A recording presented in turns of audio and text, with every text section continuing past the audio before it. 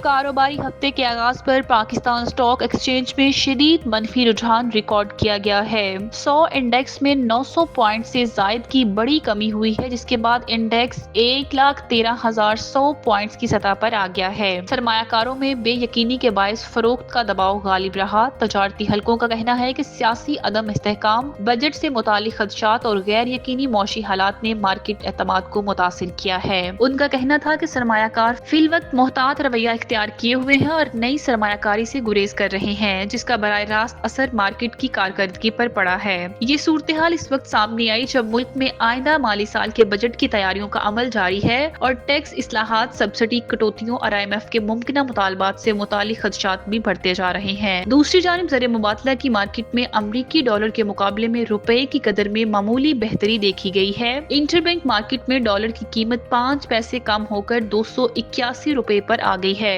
माहिरीन के मुताबिक रुपया दबाव का शिकार जरूर है, ताहम दरामदात में कमी और ज़र मुबादला ज़खायर में थोड़ी बेहतरी से वक्ती इस्तेहकाम मिला है। मौशी तज्जियाकारों ने खबरदार किया है कि अगर सियासी कशीदगी और मौशी गैर यकीनी सूरत हाल बरकरार रही तो सरमायाकारों के एतमाद में मजीद कमी वाक़या हो सकती है, जिससे मार्केट में मजीद गिरावट का खदशा है।